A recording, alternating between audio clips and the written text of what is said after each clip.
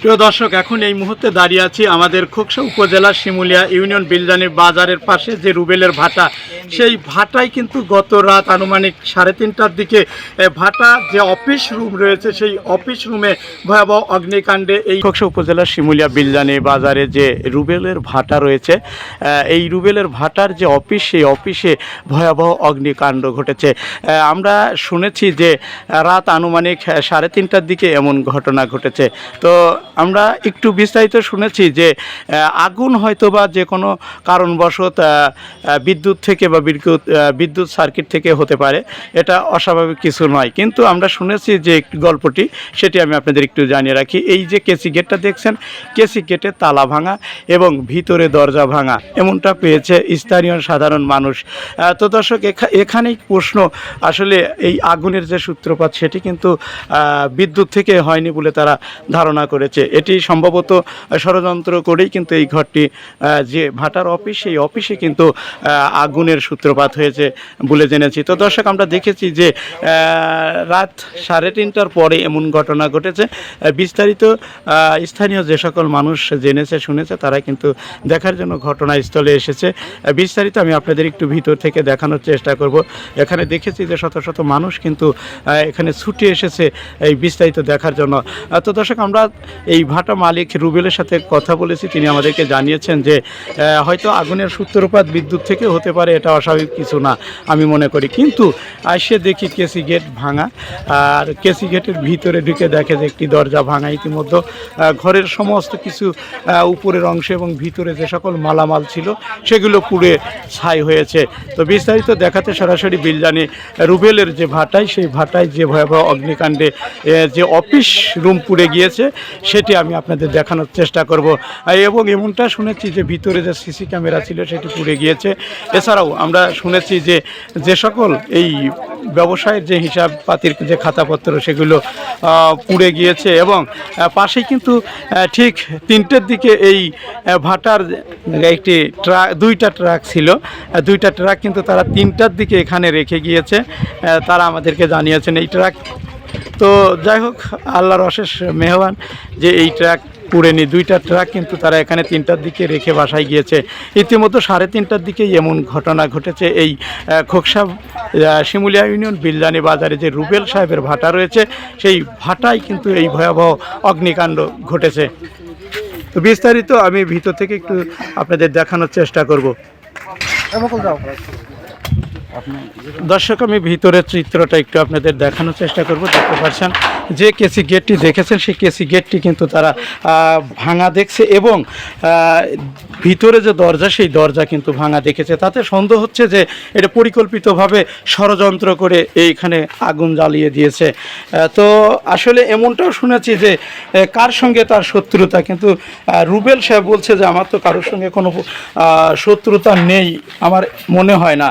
তো আমি সরাসরি বিস্তারিত আপনাদের একটু ভিতরের যে চিত্র সেটি দেখানোর চেষ্টা করব। দেখতে পাচ্ছেন ভিতরের যে অংশ রয়েছে এবং যে মালামাল রয়েছে সেগুলো কিন্তু পুড়ে ছাই হয়েছে।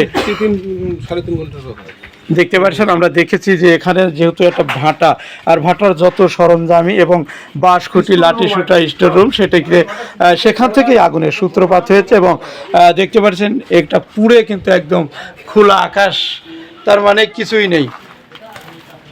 এবং এমনটাও শুনেছি যে তার কাছ থেকে একটু জানার চেষ্টা করব যে আনুমানিক এই তার যে অফিস রুম, এই অফিস রুমটি যে ভয়াবহ অগ্নিকাণ্ডে পুড়ে ছাই হয়েছে, তাতে আনুমানিক তার কত টাকার ক্ষয়ক্ষতি হয়েছে সেটি আমরা একটু বিস্তারিত তার কাছ থেকে জানার চেষ্টা করব।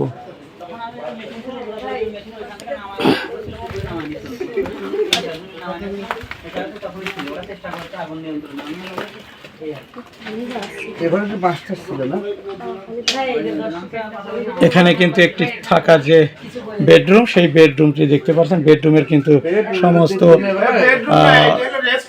রেস্ট রুম, আচ্ছা যাই হোক, এটা কিন্তু পুড়ে গিয়েছে। দিনের বেলা স্বাভাবিকভাবে এখানে হয়তো ক্লান্ত হলে এখানে বসে একটু রেস্ট নেন। রাত্রেবেলা আমরা শুনেছি যে এখানে সিসি ক্যামেরা রয়েছে। সিসি ক্যামেরা লাগানোর পর থেকে আর এখানে রুবেল সাহেব হয়তো কোনো নাইট গার্ড রাখে না বলে আমাদেরকে জানিয়েছেন।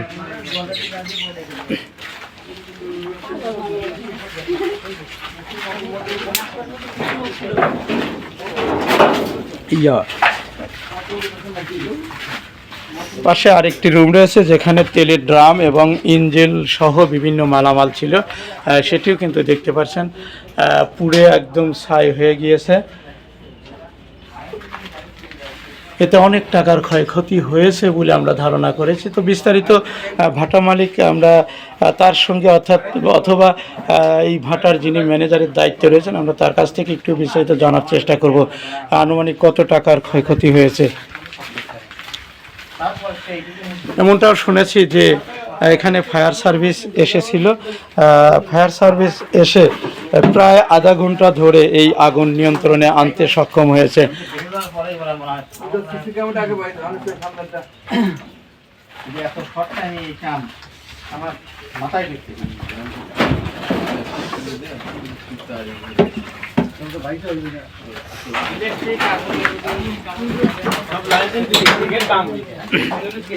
পাশে আরেকটি রুম দেখতে পাচ্ছেন, সেই রুম থেকে আমি আপনাদের একটু দেখানোর চেষ্টা করব।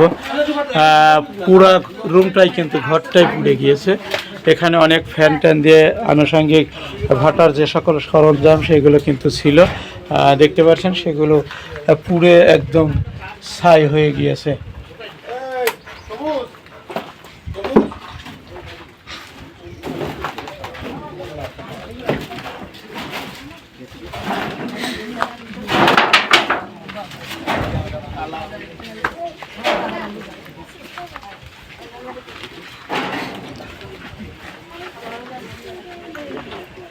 এই রুমের সর্বমোট স্টোর রুম দিয়ে 5টি রুম রয়েছে, আর 5টি রুমের সমস্ত মালামাল কিন্তু পুড়ে ছাই হয়েছে।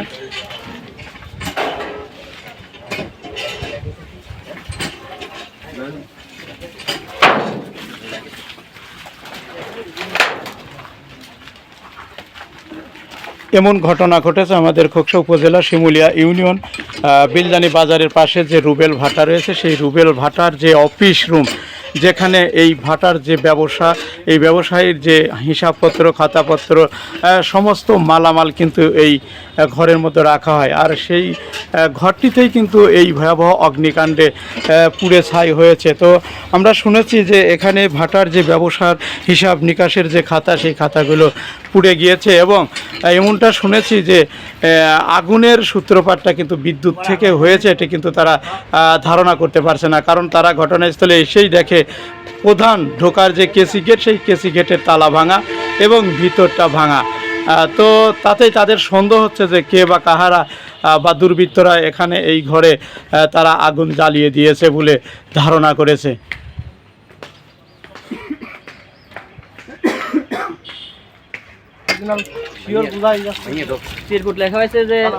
তো আসলে এই আজকের যে ভয়াবহ অগ্নিকাণ্ডে যে বাসাটি পুড়েছে এবং যে অফিস রুমটি পুড়েছে, আমরা শুনেছি যে প্রথম তারা ঘটনাস্থলে ছুটে আসার পরে বিলজানি বাজার থেকে মোহাম্মদ হাফিজুল ইসলাম বকুল, বিটিভি নিউজ, খোকসা, কুষ্টিয়া।